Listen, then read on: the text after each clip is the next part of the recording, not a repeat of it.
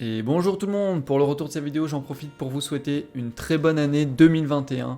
Et comme il est coutume à chaque année, il n'est pas rare d'avoir de nouvelles résolutions. Je vous propose donc d'améliorer votre attitude et votre expérience de jeu sur les terrains avec quelques astuces et suggestions basées sur mon expérience personnelle et professionnelle.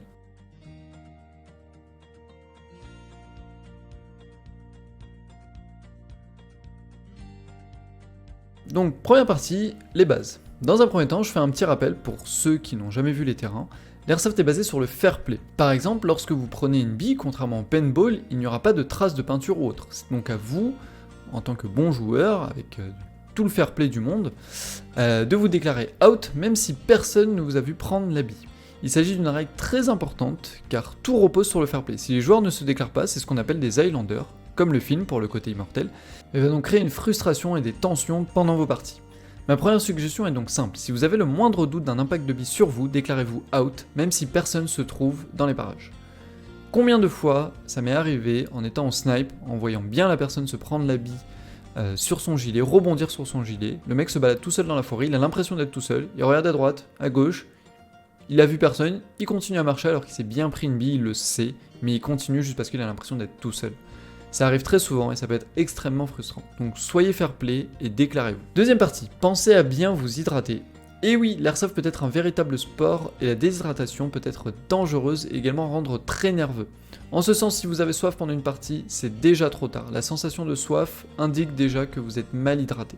C'est déjà trop tard, donc pensez à boire régulièrement, même si vous n'avez pas soif. Vous verrez, cela peut éviter certaines blessures et vous serez plus détendu pendant vos parties. Troisième partie, ne pas rendre justice soi-même. Je vois régulièrement sur les terrains deux joueurs se rendre des comptes parce que l'un se déclare pas ou l'autre dit l'avoir touché alors qu'en fait aucun des deux se sont touchés, enfin bref. Des fois ça peut créer des conflits en plein milieu d'une partie et c'est exactement la chose qu'il ne faut pas faire. Il y a plein d'arbitres en général sur les terrains, il y a des organisateurs, bon après ça dépend de la taille du terrain bien entendu, mais n'essayez pas de rendre justice vous-même.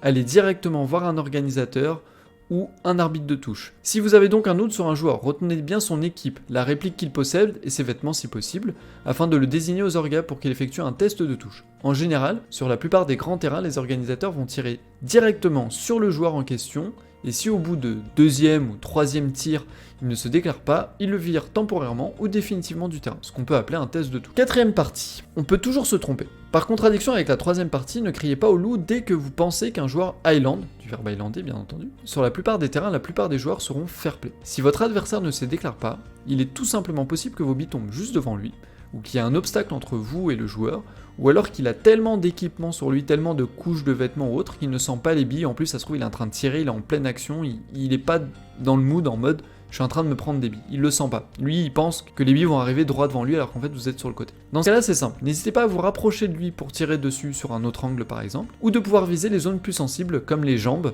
qui peuvent être plus douloureuses car moins protégées de manière générale. Si après moult billes sur le joueur, il ne se déclare pas, alors là, il sera possible d'aller voir un arbitre et signaler le joueur, toujours de la même façon que dit précédemment, en signalant son équipe, sa tenue, sa réplique, vous puissiez le trouver rapidement. N'allez pas faire justice vous-même. Cinquième partie, bien choisir son terrain.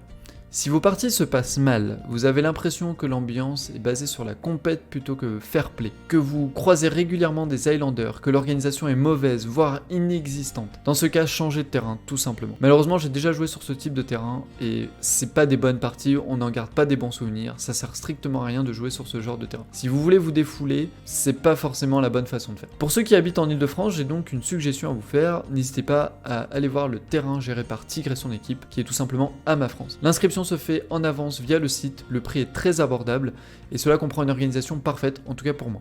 Un petit déjeuner et un café, de l'eau en très grande quantité, une place pour faire cuire vos aliments, vous pouvez manger sur place bien entendu, il y a une grande safe zone, passage chrony, il y a une boutique, vraiment tout est parfait, la sécurité est au top, Tigre a un défibrillateur, il a des assurances en cas de dommages et blessures, il y a un accès pour les pompiers, enfin vraiment tout est parfait. Je n'ai jamais eu de soucis sur ce terrain, tout le monde est très sympa, les rageux ne font jamais long feu sur le terrain car Tigre fait très attention à l'ambiance, enfin bref, pour moi il s'agit du meilleur terrain de France, même si son architecture est pas parfaite, c'est un terrain assez vallonné, il est pas forcément adapté pour tout le monde, pour moi tout est compensé par l'ambiance et l'organisation de ce terrain qui pour moi n'a pas d'égal. Petite partie bonus, désamorcer un conflit. Si vous êtes pris dans un conflit par exemple, un joueur vient vers vous très énervé en mode Wesh, tu ne te déclares pas FDP.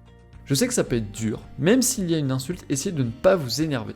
C'est hyper important de ne pas vous énerver, d'essayer de prendre l'ascendant entre guillemets sur la conversation en restant calme et gentil en disant désolé, écoute, j'ai vraiment rien senti, je me déclare out, mais est-ce qu'on peut regarder ta réplique, il y a peut-être un souci, ou alors c'est moi, je sais pas, tu m'as tiré, tu venais d'où, d'où est-ce que t'as tiré, etc. C'est quelque chose qui m'est arrivé pour de vrai, j'ai discuté avec la personne, on a regardé sa réplique, on s'est rendu compte qu'il y avait un problème d'étanchéité et qu'en fait il avait que 15 mètres de portée. Il ne s'en était pas rendu compte parce qu'il visait principalement avec une sorte d'ACOG, qui était cheap en plus, donc en fait le mec ne se rendait pas compte que les billes n'allaient pas du tout là où il visait. Ça peut arriver, donc le mec s'est calmé au bout d'un moment, il s'est excusé, et puis on a discuté, au final tout s'est bien passé. Si je vous dis tout ça, même si le mec n'a pas besoin de m'insulter à la base, essayez d'être plus intelligent et de le calmer gentiment en vous excusant. Et même si vous êtes sûr de ne pas être touché, déclarez-vous dans le doute, et proposez-lui d'en discuter, de voir la réplique, la portée, etc.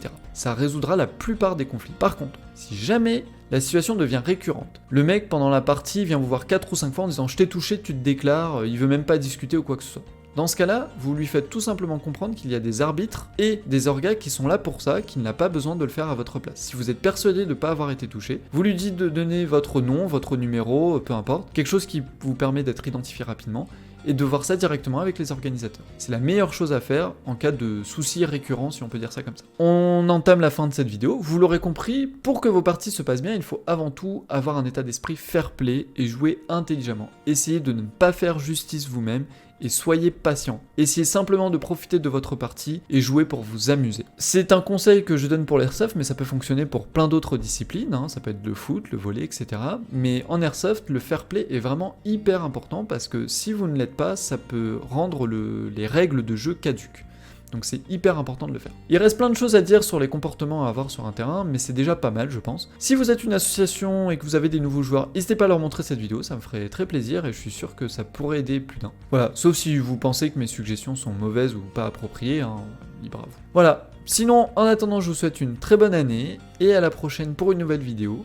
En attendant, je vous souhaite une agréable journée. Abonne-toi.